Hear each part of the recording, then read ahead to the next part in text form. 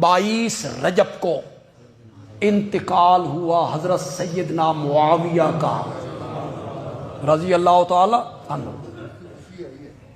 ان کی وفات پر خوشی منائی جاتی ہے، ان کی وفات پر خوشی کا اظہار کیا جاتا ہے. ڈائری لیجئے، اس مسلک کے لوگوں کی ڈائری لیجئے، 22 رجب کھولیے، اس پر لکھا ہوا ہے یوم مسرت، یہ خوشی کا دن کہ معاویہ فوت ہوا. یہ ایک نئی کہانی انہوں نے دریافت کی. تو یہ کہانی جب آپ نے دریافت کی ہے تو یہ کہانی دریافت جن لوگوں کے بارے میں کی ہے سر، ان کی بھی رائے لے لیں کہ ان کا موقف یہ ہے بھی ہے کہ نہیں. تو وہ آپ کو کہیں گے کہ ہمارے لیے حضرت معاویہ کی موت یا زندگی اتنی اہمیت کی حامل نہیں ہے کہ ہم اس کو سیلیبریٹ کریں. وہ تو کہتے ہیں ہم کو کوئی اہمیت دیتے ہی نہیں ہے، ہم ان کو اتنا امپورٹنٹ پرسنالٹی کے طور پہ نہیں مانتے. وہ کیا مانتے ہیں وہ ایک علیحدہ معاملہ ہے، لیکن کہتے ہیں اتنا بھی ہم نے سیریس نہیں لیا ہوا ان کو. یہ اسی طریقے سے ہے جیسا کہ بریلویوں کو یہ کیا کہانی کی کروائی جاتی ہے اور دیوبندیوں کو کہ اہل حدیث اماموں کو نہیں مانتے.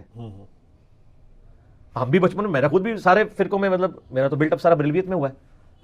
تو اب یہ بہت بڑی کہانی اور چل رہی ہے. آپ کسی اہل حدیث سے بھی جا کے پوچھے کہ یار آپ اماموں کو نہیں مانتے، وہ کہیں گے نعوذ باللہ ہم تو مطلب اماموں کی خدمات کو لے کے چل رہے ہیں. چلے اگر امام حنیفہ رحمہ اللہ سے کوئی اختلاف بھی ہوا کسی مسئلے میں وہ تو الگ بات، باقی جو 3 بڑے فقہ کے امام ہیں، 3 وہ جو کہانی کرا کے بتائے گئے ہیں، یہ تو ہزاروں فقہ کے امام ہیں جن کے نام کتابوں میں ہیں لیکن وہ پبلکلی نہیں چلے. یہ وہ 4 امام تھے جن کو فرقوں نے آپ سمجھ لیں پروموشن کرنا شروع کر دی.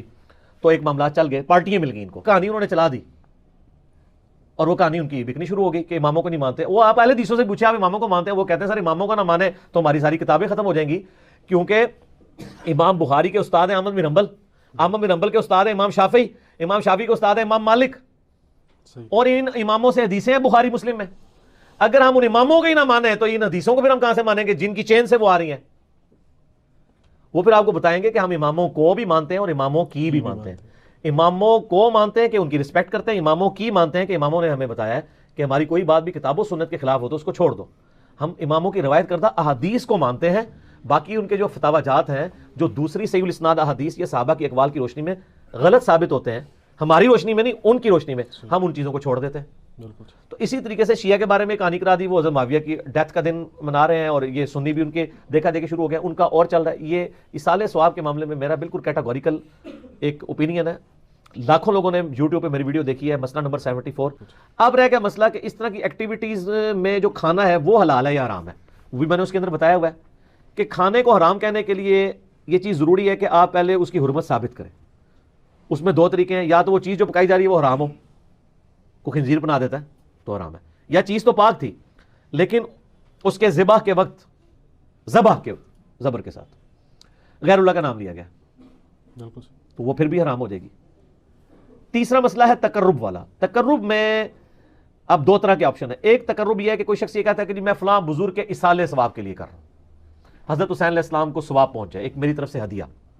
تو اس کے معاملے میں بھی ایسا کوئی سختی والا معاملہ نہیں ہے. لیکن اگر کوئی تقرب یہ کر رہا ہے کہ تو ہمارا تو موقف یہ ہے کہ ہمارے پاس کوئی اس طرح کی کھانے پینے کی چیز لے آتا ہے، ہم اس سے پہلے پوچھتے ہیں کس کے نام کی ہے. اگر وہ کہتا ہے اللہ کے نام کی ہے تو بسم اللہ پڑھ کے کھا لیں. اگر وہ کہتا ہے یہ فلاں بزرگ کی ہے تو اسے پوچھے یہ بزرگ کے نام سے مراد آپ کیا لے رہے ہیں؟ کیا ان کی رضا کی خاطر ہے، ان کے نام کا ذبیح ہے؟ تو سر یہ کوئی بھی نہیں آپ کو کہے گا. کوئی جاہل کہہ دے تو کہہ دے، وہ کہے گا نہیں اللہ کے نام دیے ثواب پہنچانا ہے انہوں نے. اچھا جی، پھر زیادہ وہم نکالنا ہے تو آپ پوچھ لیں کہ ثواب پہنچا کے کڈنا کہ جے وچوں جے تسی واقعی کھانا نہیں کھانا تے، جے کھانا کھانا تے اتنے تک ہی سوال رکھو، زیادہ غلوف نہ کریں آپ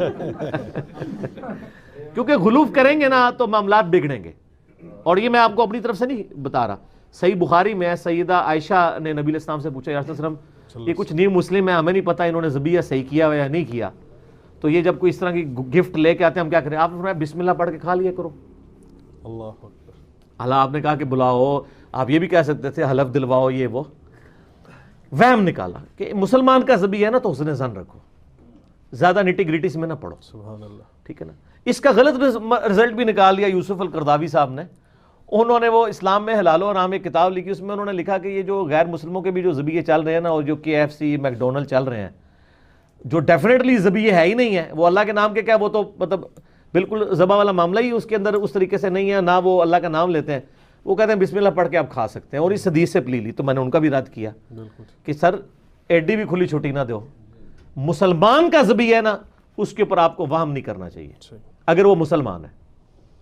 اب وہ اگلا مسئلہ شروع ہو جائے گا کہ وہ بریلوی ہے، دیوبندی ہے، اہل حدیث ہے، شیعہ ہے، یہ نوی کہانی کرنے کی ضرورت نہیں ہے، اہل کتاب کا ذبیحہ بھی حلال ہے۔ تو اگر آپ ایک دوسرے کو مسلمان ماننے کے لیے تیار نہیں، چلو اہل کتاب ہی مان لو۔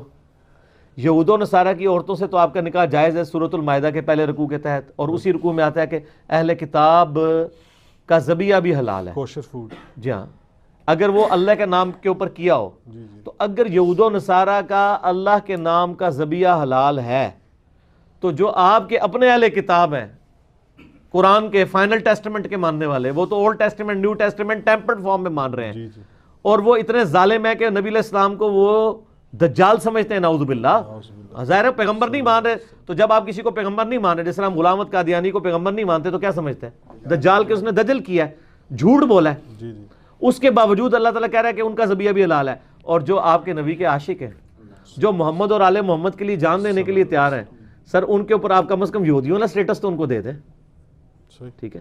بالکل تو وہ آپ دینے کے لیے تیار نہیں ہے۔ اسی پہ میرا ایک کلپ بھی ہے، وہ کیا سنی شیعہ کا نکاح ہو سکتا ہے، اس کا بھی پھر اتنا مذاق اڑاتے ہیں سر۔